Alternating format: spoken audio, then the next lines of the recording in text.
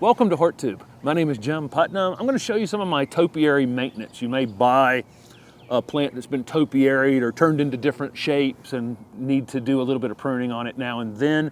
You may also buy a plant and turn it into a topiary yourself. It's kind of a fun project. All the ones you're going to see in this video, I think there's 4 that I'm going to show you real quick how I prune them back into shape here in the spring as they're putting on this, flush of new growth. I'll have to do this maybe 2-3 times during a season to keep them in pretty good shape. But if you're interested in how I turn this into a topiary, there are a couple videos on the channel for all, every one of these had a video, or maybe there were multiple ones in one video, just showing how I went about selecting the plant that ended up as a topiary here. This is a 2-ball variegated boxwood. This is Buxus sempervirens variegata. This is a great ornamental plant. Every time I see this out in the landscape, it's just such a great pop of color, and you can do any boxwood-like thing you want to do to it. So this one is currently a 2-ball, what we would call a 2-ball topiary. I would like a 3rd ball on it, but I can't. I've pruned it a couple times, and I'm waiting for this perfect piece in the middle to come up, and I just never get one that's quite centered. So I've got all this little furry growth on it, but nothing up here in the top says I'm going to be the one, that connects up to the 3rd ball. This one is in pretty, it's just not centered. It's there, but it's not centered. Nothing is centered. It's kind of hollow there in the middle just a bit. So I'm just going to prune it as a 2-ball topiary for now. Eventually, I'm going to get the perfect volunteer, and I'm just not going to prune that piece in the future. Once it gets up to about here, I'll shape it into another ball like this one. But that's kind of, I'm letting it tell me when the time comes. So you'll get most of the growth on this will be vertical. The growth is chasing the sun, right? So most of the work that I have to do on it's on the top, and I'll just pick. I want to expose as much of this trunk in between as I can. You see, I've got this prune pretty far down in there, and if I cut this down a little bit more, you'll really be able to see that it's a 2-ball topiary. If I continue to let this grow, it'll just close in, and you'll never know. So I'll just take the height I want to cut it down to, and use my pruning shears. You can use a pair of hand pruners if you want to and get real, precise with it. But I find that it's easier to use a pair of head shears like this. And so be real careful not to cut your main trunk. But there you go. So I've exposed more of the trunk. Again, there's a video on the channel for how I just created this in the first place and cleaned all this up. And then from there, I will usually, on any kind of ball like this, I'll cut downward like that. Just cut downward at an angle. I'll never get one of these absolutely perfect, nor do I want one that's absolutely perfect. Let me move to the other side real quick and do that side. Okay. Again, anything that's sticking out there. So I think that looks pretty good, huh? You can stand back from it and see if you need to shear anything else off of it. And then if I want to, I can go down under the angle, right up underneath it, just like that. So I think that's pretty good for a first go of it. Anytime you're pruning lots on one of these types of things, you're going to get suckering down at the bottom. So I've got some pieces that are trying to basically give me a second trunk down here. Kind of need a pair of hand pruners to clean that up. But if there's anything that's trying to come out from the base, that needs to be cleaned up. And again, since I don't have a volunteer for a new 3rd ball, I'm gonna do the exact same thing I did on the bottom one. Just go right over the edge of the side to create that curve. Just keep going around it like that. This one's only a year and a half old or something like that, so it's still not quite a really full ball yet, but it will be. Hold it back just a few more times, and it absolutely will be. But I think that looks pretty good, and it's definitely a 2-ball topiary. Went in and got the pruners, and I am going to prune some of this suckering that's taking place down here at the bottom off of it, just to clean it up some, make that bottom one look more like a round ball. It was kind of stretched right down to the bottom. There's a couple you'll get in this decision-making process here in these where maybe right here I'm going to take this off, but I'm not ready to do it because it's not going to look great if I do, but that limb is pretty far down. So there's decisions that get made here. You want to obviously do everything you're doing here with caution, because I don't want to, by accident, cut the whole top piece out of it. But there's really no mistake to be made here. If I want to go ahead and cut this off, I can. Then the light's going to be here and it's going to fill that in. This is an Ilex crenata or Japanese holly called Beehive. Really incredibly tight, compact habit. It's in flower right now. If these flowers get pollinated on these Japanese hollies, they'll get a little black fruit on them in the fall. This one, I turned it in. It had two. I think it had 5 plants in the container, which is kind of funny. This was a clearance plant from Lowe's. I cut it down to 2, so it still has 2 trunks as part of this. I don't think I'll ever be able to get it down to 1, and I think it'll look interesting with the 2 trunks, but you still can't see the 2 trunks. Well, anytime we have anything planted in this container, this is going to leave this container. It's probably going into a new container. We've got some containers coming that are going to be part of a project here in the next couple of weeks. But I want to continue to limb this up and move the ball higher over some period of time. And so I'll come down, any limbs that are low in the bottom, I want to go ahead and start removing them. This has been my plan. It's just when we first got it, it just didn't volunteer for this to happen. So again, I'm going to, every single time that I do any work on this, I'm going to expose more of the trunk. And there's no mistakes you can make here. This is a Japanese holly. I can prune this thing down to the pot and start over. So be fearless, but be careful. That's what I'll say on these topiaries. But I just took a giant piece of it out there. Let's see. Any of these super low limbs, I want to go ahead and get rid of. You see, we've already lifted this thing up quite a bit, and I don't know if I'm going to go ahead and take this big one off or not. Right there. Okay. I think I can, right? Yeah. Okay. Right there. Look at that. Look how much we've lifted this thing up in one go. Okay. Got so much more of the trunk exposed now. And again, it's got this 2 trunks, and they're all all gnarled up together. I think I'll go ahead and take that one off as well. And this. So no real mistakes again to be made here. All right, so got that. Prune this vinca back a bit so we can see. Can't really hurt that vinca. So lifted the bottom of it up, and now I'll come across the top, and where we've gotten all this new growth on it, it's no longer really has that tight, compact habit. I don't mind it being a little scruffy, but I always bring it back occasionally back into a neat little ball.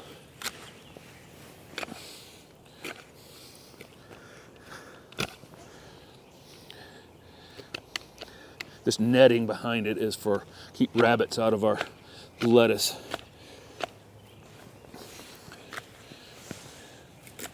This is fairly radical start to finish, isn't it? But my technique for trying to make a round ball is to be behind the spot like this and come straight down, just like that. Anything that captures in the blade gets cut off, just like that. I think I can probably turn this into a 2-ball as well. It's got a piece right there. If I didn't cut this next time, maybe I can get a second ball on this one if I was interested in doing that. But I think it looks good. It's a great centerpiece now for any container project we have going on. Looks like a little Dr. Seuss tree at this point. And we'll put a couple annuals underneath it in a new container, and then some sort of weeping thing over the side of the container like this variegated vinca. But this is a Beehive holly. It was like $4 on the clearance shelf at Lowe's, and now it's a piece of art. This gold Mop Cypress is another one that I've been working on for a year or so. It was another clearance plant that was just, basically on a throwaway shelf. It had some brown down in the bottom of it, which was perfect for me. I was going to cut it off in the first place. I want to continue to lift up the trunk just like I just did on that Beehive holly back there. One thing we're thinking about these are going to stay in containers. And so the boxwood and this are zone 5 hardy, and we're in zone 7. You want stuff that's more cold hardy than your area if you're going to leave it outside in a container. If you put something that's marginally hardy in your area into a container, then you got to protect that container all winter. We didn't even think about these. I don't want to say we didn't think about them. We piled them all up close together, and then that's how they got along for the winter time, just made a bigger mass out of them. But other than that, we offered them no protection. This is the same thing as that beehive. I've got an opportunity here to really expose a lot more of this trunk. This plant's going to end up in a much larger container than it's in now. Again, container project's coming up, and I'm getting it ready for that. And so I want to expose more of this trunk. I want to be able to plant slightly taller things underneath it, but you still see that it's a topiary.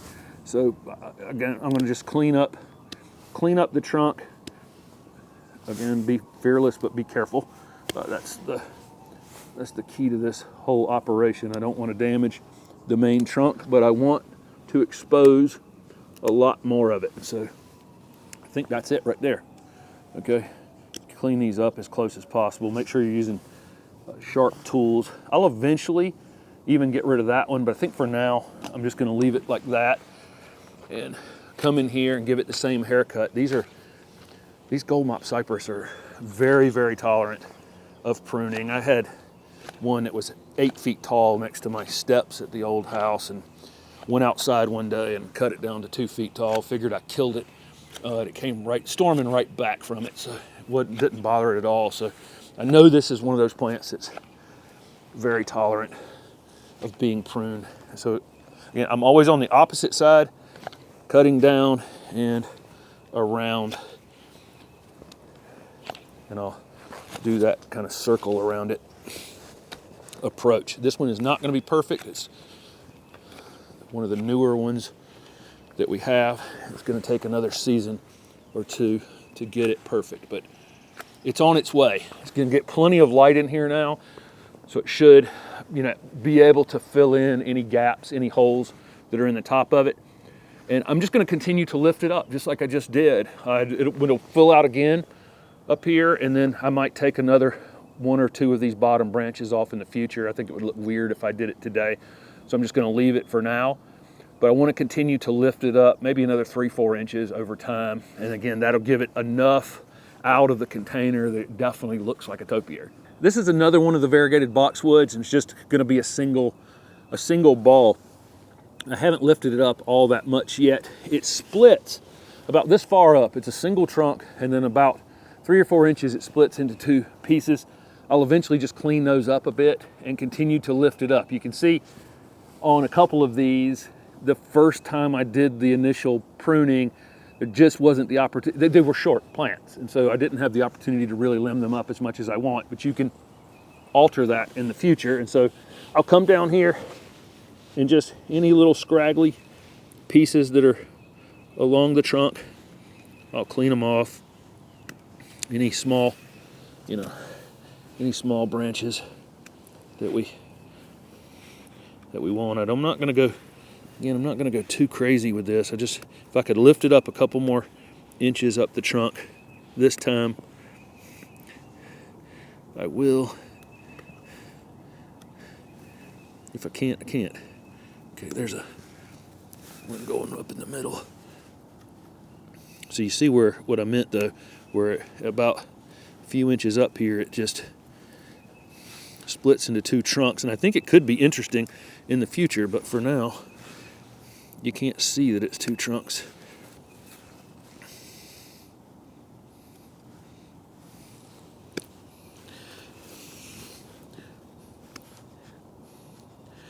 Just doing a circle around it to expose more of that.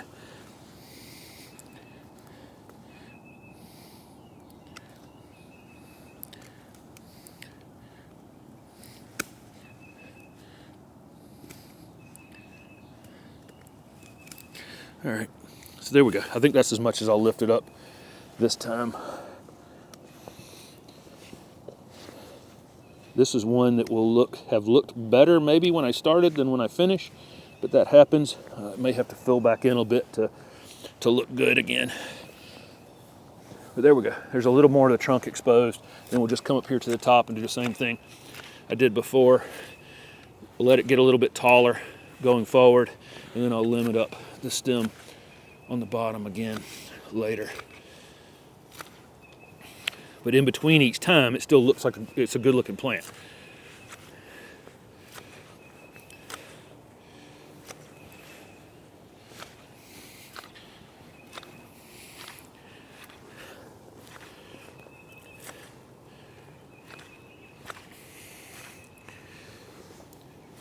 All right, this will be the only one that will actually have maybe look a slightly worse than when I started, but within a month or so, this will fill back in, and I've exposed more of the trunk, which is what I've set out to do here, is just to lift this thing slowly over several times, pruning it over the next year or so. One more. The 4 topiaries you've seen so far, or tree forms, whatever we want to call them, were all clearance plants. So they were plants that were just literally on a shelf to be thrown out or discounted at Lowe's or Home Depot or wherever. And you can take that $3, $4 investment and turn it into something that's just, you know, gold, really, right? This is an Encore Azalea that's just on a standard or tree-formed Encore Azalea. So it was just a regular Encore Azalea that was tied to a post and just had a single leader until it got this tall. It's not grafted or anything like that. It's on its own rootstock. It's finished flowering, and it's time to prune azaleas after they finish flowering in the spring. I'm going to just go through and give this a slight haircut. And on these azaleas, I mean, it looks totally fine. One of the main reasons I'm pruning it is with these Encore Azaleas, they'll repeat bloom, and I can take one branch and cut a little bit off of it, get that branch to divide into 3, and it will, after it divides into 3 or whatever it divides into, each of those will set a bud, and I'll actually increase the flowering, basically the density of the top of it will increase the amount of flowers that I get later. So I'm just, again, just giving it a very minor haircut. And at the same time, you know, if there's a limb sticking out somewhere that needs to go, this side is a little wider than the other side, so I will narrow that down just a bit. But that's all I'm doing on this, is just giving it a little tiny haircut so that it will bloom heavier, and rebalancing the top just a bit. On these kind of tree forms like this, or, you know, trees that are limbed up, sometimes down at the bottom you'll get suckering on them. I showed it in a pruning video that you guys will have seen from last week. Any of these tree forms, if you're cutting on the top of them, it's going to force growth from the bottom. This one doesn't have any suckers down there now, but almost certainly this little bit of cutting I did on it will force new growth along the stem going down to the bottom. So in a month or so, I'll come over here and very quickly take my hand pruners and prune off anything that's trying to grow along the trunk or down at the base. So that's it. That's our topiary maintenance. And I'll sometime in the middle of summer give them a haircut again, maybe lift them up again. This is something I enjoy doing in the garden. These are great. This one's in the ground, but the others are in containers. Again, they're more cold hardy than our area, so we don't have to fiddle with them all winter long and worry about them all winter long. Pretty little easy project.